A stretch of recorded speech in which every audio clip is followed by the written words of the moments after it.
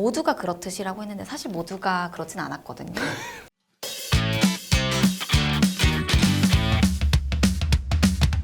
어떤 질문을 어떻게 드리고 꾸려가야 될지 감이 안 와서 사연을 한번 받아봤거든요. 특히 어떤 B2로 지금 고생하시는 분들 너무 많고 작년에 너무 힘든 시간을 보내다 보니까 지금 마이너스이신 분들이 너무 많고 그래서 이분들도 다들 스트레스가 있지 않을까? 사연을 보내달라고 했더니 많은 분들이 보내주셨어요. 네. 그중에서 대표적인 것만 한번 꼽아봤는데 첫 번째 사연 제가 한번 읽어드릴게요. 안녕하세요. 서울에서 평범한 직장인으로 있는 40대 가장입니다.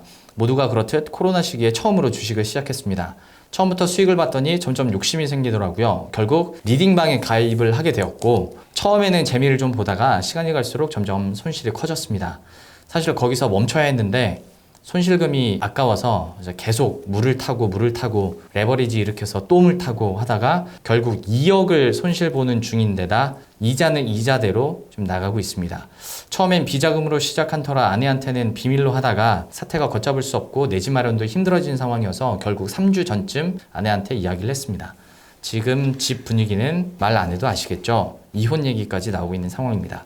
근데 희한한 건 빚이 감당 가능한 수준을 넘다 보니까 정작 저는 별 감흥이 없어졌습니다. 그냥 큰일 났구나 하면서 되려 실없이 웃고 친구들과 안주거리로 삼을 정도입니다. 점점 미쳐가고 있는 건지 지금 상황에서 뭘 어떻게 해야 될까요? 라고 얘기를 해주셨는데 지금 많은 분들이 실제로 겪고 있는 주식 마이너스 근데 리딩방 들어갔는데 여기서도 결국 계속 손에 물 타다가 빚은 빚대로 늘어나고 금리 인상기에 이자는 이자 계속 더 늘어나고 그러다가 이제 가정 불화 뭐 이렇게 되는 건데 저는 이것도 심각한 것 같고 제가 이 사연을 뽑은 큰 이유 중 하나는 좀 안 좋잖아요. 이혼 위기까지 있다는데 약간 무감각해져 버렸다는 거예요. 실실 맞아. 웃으면서 이제 그냥 안주거리로 서울 정도라는데 이분은 지금 상황이 좀 어떤 것 같으세요? 아, 근데 정말 이런 분들 많으시거든요. 많아요. 진짜로 네, 많아요. 네. 저희 내담자분 중에도 있으시고 처음 딱 보자마자 방금 말씀해주신 부분에서 저는 1차적으로는 그 무감각해진 상태가 일단 가장 좀 위험한 상태다. 아 실제로 라고 좀 생각을 했어요. 네. 실제로 만약에 이제 제가 이렇게 해가지고 2억의 손실이 있다. 네. 근데 지금 손실만이 아니라 이게 지금 빚인 거잖아요. 네. 그리고 지금 상황이 걷잡을 수 없이 커졌는데 내가 이거에 대해서 인지를 지금 정확하게 못하고 있는 상태다.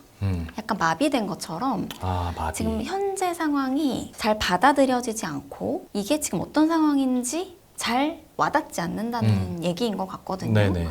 그렇기 때문에 차라리 정말 억울하고 막 화가 나고 혹은 불안하고 이게 더 이 상황에 좀 더 자연스러운 반응이지 지금 이 상태는 회피하고 계시는 상황이라고 볼 수 있거든요. 네네.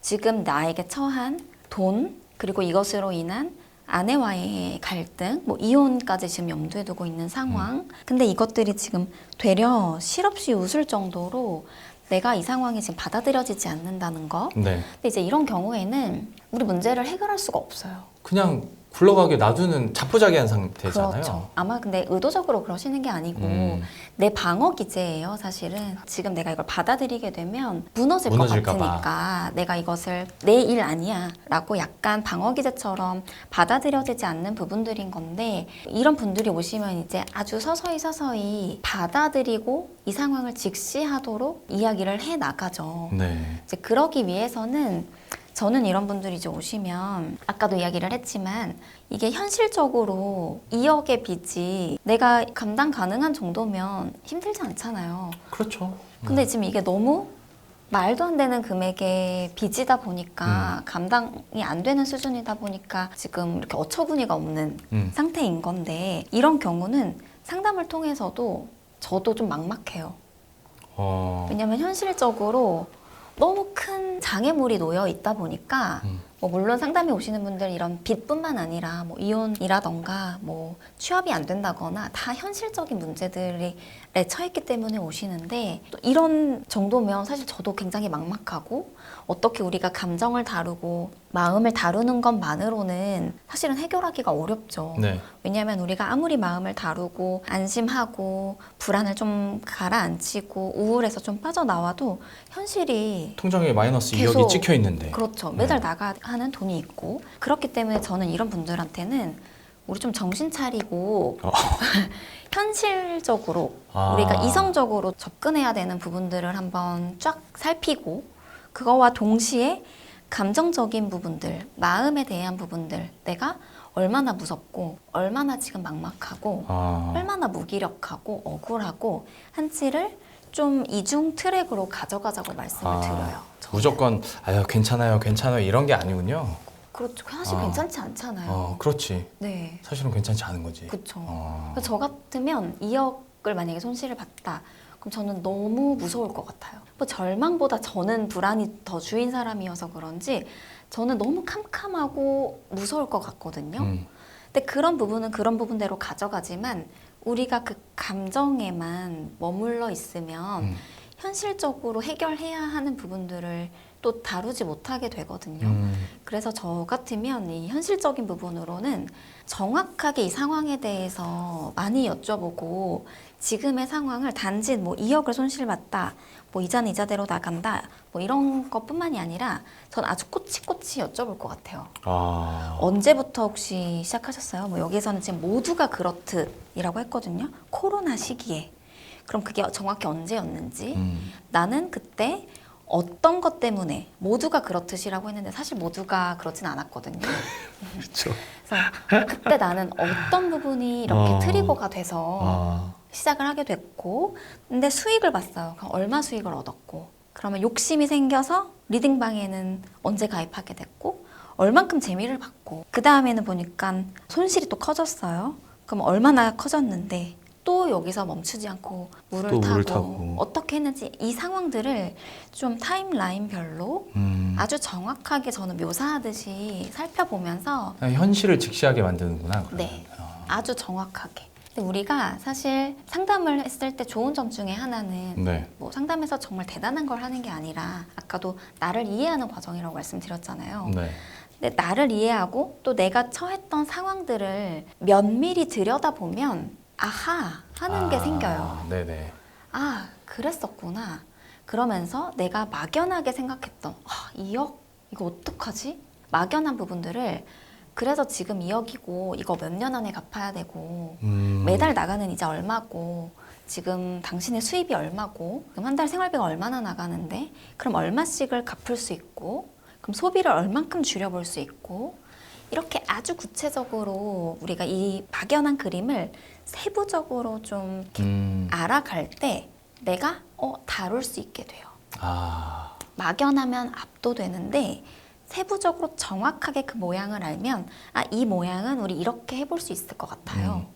이런 식으로 저희가 좀 현실적인 부분, 이성적인 부분들은 좀 접근해 볼 수 있을 것 같아요. 듣다 보니까 공감이 많이 됩니다. 좀 내가 감당 못할 문제가 이렇게 확 와버리면 그 순간순간들이 기억나는 게 아니라 그냥 나한테는 이만한 그냥 짐이 있어. 어떡하지? 근데 난 안 될 것 같아. 네. 이러다가 이제 극단적인 생각까지 맞아요. 하는. 그러니까 너무 단순해지잖아요, 생각이. 시야가 굉장히 좁아지죠. 맞아요. 터널 비전. 네. 이 상담이 되게 실제화되는 과정들을 여러분들이 잠깐 이제 소장님 통해서 얘기를 드셨는데 이렇게 해서 현상을 직시하고 그러면 자연히 해결 방법들이 하나씩 나오겠구나. 그런 부분들을 한 트랙으로 가져가고요. 사실은 더 중요한 부분은 이분이 이런 부분들로 인해서 현재 심리적인 고통감이 있기 때문에 그렇죠. 네. 이곳에 오시잖아요. 상담을 네네. 하러 오시잖아요. 우리가 또 그 부분은 더 사실은 중점적으로 다루어야 하겠죠. 이것도 이거대로 제가 막 또 숙제도 내드리고 이렇게 한번 해봅시다. 뭐 이러면서 숙제도 있습니까? 저는 좀 내드리는 편이에요. 예를 들어서 숙제는 뭐예요, 그러면? 뭐뭐 하기 뭐 이런 거예요? 뭐 이렇게 얘기가 이렇게 나왔으면 그러면 저희가 지금 빚에서 계획을 한번 세워서 온다거나 뭐 생활비를 이렇게 쫙 해가지고 지금 얼마가 나가고 뭐 이런 계산을 해온다거나 한 번은 뭐 이렇게 하고 또 이제 이야기를 나누는 것 안에서 하나씩 내드려요. 이거는 뭐 여기서 딱 뭐가 있어요 라고 하기에는 사실 저희 둘도 얘기 나눈 지 이제 40분밖에 안 됐고 그냥 사연을 받는 거다 보니까 물론 여기에서 진단해 주시고 해결법을 말해 주시는 데는 한계가 있지만 어떤 방법론이나 방향성이 있는지는 좀 알 수 있을 것 같습니다. 비슷한 사연들이 되게 많았거든요. 그래서 비슷한 지금 상황인데 이분은 결혼 준비 중인 30대 여성이었어요. 근데 네. 결혼 자금까지 이제 막 투자에 쓰다 보니까 이제 수면제 없이는 잠을 못 자는 상황이라고. 근데 네. 이미지 자체가 수면제는 왠지 좀 안 좋은? 근데 어때요? 이런 수면제 복용을 하고 막 하는 거에 대해서는? 사실 편견들이 좀 있죠. 그리고 실제적으로 어떤 좀 강한 수면제 같은 경우에는 네. 부작용들도 많이 있습니다. 그래서 그런 우리가 가지고 있는 편견들이 뭐 아예 잘못된 말이다라고 생각하지는 않아요. 근데 저는 내가 수면제 없이 지금 잠을 못 잘 정도다. 그러면 그걸 먹어서라도 잠을 자는 게 나에게는 더 이득이다라고 생각하는 것 같아요. 왜냐하면 사람에게 잠이 사실 굉장히 중요한데 네. 그 잠을 못 자면 계속 내 상황과 내 건강과 내 마음은 더 안 좋아지거든요. 우울증 오죠, 그러면. 사실은 우울증이 일부러 수면 장애가 왔을 수도 있는 거고, 네, 그렇기 때문에 딱 수면제만 복용한다기보다는 사실 항우울제를 복용하실 수도 있고 네. 해요. 근데 이제 수면제 안에도 저희가 생각할 때 수면 유도제가 있고 네. 또 수면제라고 하는 것들이 있어요. 그래요. 보통 수면 유도제는 뭐 약국에서도 그냥 살 수 있는 조금 약한 정도의 것이라고 보시면 되고, 또 뭐 수면제 안에서도 멜라토닌 같은 경우에는 되게 가벼워요. 그래서 미국에서는 그냥 아마 살 수 있기도 하거든요. 뭐 젤리로도 팔고, 우리나라에서는 아직은 처방을 받아야 살 수 있는데 네. 그런 것 정도는 사실 큰 부작용은 없고요. 근데 이제 이게 점점 심해져서 장기적으로 수면 문제가 있으신 분들 같은 경우에는 조금 강한 네, 수면제를 드셔야만 잠이 오시는 분들도 계세요. 하지만 내가 잠을 너무 못 잔다. 근데 그게 좀 길어진다. 그러면 너무 오래 고민하지 마시고 일단 병원 가셔서 뭐 꼭 정신과가 아니더라도 내과 이런 데서도 수면제 처방을 해주시거든요. 네. 네, 그래서 일단은 내가 잠을 자야 뭘 할 수 있기 때문에 네, 그렇게라도 좀 잠을 주무시기를 권유하는 편이에요. 그런데 이분 같은 경우는 사실 수면제가 문제가 아니라 이 상황으로 인한 뭐 불안, 그렇죠. 네, 이걸로 인해서 지금 수면 장애를 겪고 계시는 것 같아요. 그래서 아까 전에 제가 우울의 증상들을 말씀드렸는데 불안의 증상을 좀 간단하게 설명드리면 네. 불안은 가장 크게 나타나는 증상이 수면 장애, 지금 이분처럼 수면 장애가 나타나거나 주로 신체적인 증상들이 많이 나타나요. 심장이 뛴다거나 식은땀이 난다거나 머리가 아프거나 소화가 안 되거나 화장실을 자주 가거나 이런 어떤 신경학적인 증상들이 많이 나타나거든요. 네. 그래서 그렇다면 수면제만 드셔서 해결되는 게 사실 아니고 그 불안에 대한 접근이 이루어져야 수면이 나아질 수 있어요. 그래서 저는 사실 이렇게 정말 현실적으로 너무 어려운 상황이고 그 상황이 당장 해결되기 어렵다. 뭐 이런 경제적인 것들 혹은 뭐 이혼과 관련한 부분들, 취업이 안 되는 부분들, 뭐 이런 부분들은 내가 지금 이 상황을 굉장히 장기적으로 끌고 가야 되거든요. 네. 그러니까 오랫동안 버텨야 돼요. 근데 이런 분들한테 저는 꼭 약을 사실 권해드려요. 지금 우리가 상태가 아주 심각하지 않더라도 이거는 굉장히 장기적인 싸움이에요. 그래서 우리가 그 시간들 동안 잘 버텨가는 게 우리의 목적이기 때문에 내가 불안으로 인해, 우울로 인해 그 마음의 상태로 인해 내가 에너지를 쓰는 것을 좀 줄이고 약 먹으면 좀 덜 하니까 약 먹으면서 우리가 할 수 있는 일들에 집중해서 가자. 네, 그래서 저는 최대한 가능하다면 함께 복용하면서 가시면 더 좋지 않을까. 그러니까 전문가의 적절한 처방만 있다면 네. 약물 치료도 충분히 효과가 있을 수 있다. 근데 저도 질문을 드리기 전까지 저도 모르게 편견이 있었던 게 사실 저는 약을 되게 잘 먹는 편이에요. 그러니까 감기 기운이 있으면 그냥 바로 약 처방 받거든요. 그리고 바로 비타민 먹고. 네. 희한하게 약간 정신이나 심리 상담 쪽으로 가면 약이 네. 좀 이미지가 맞아요. 편견이죠, 편견. 맞아요. 그런 게 있었던 것 같아요. 맞아요. 근데 그럴 필요가 없이 네. 전문의의 처방만 있다면 약물 치료를 하는 것도 더 효과적일 수 있다.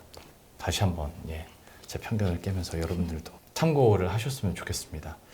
두 번째 사연, 이것도 사실 비슷한데 여기는 조금 더 총체적 난국이거든요.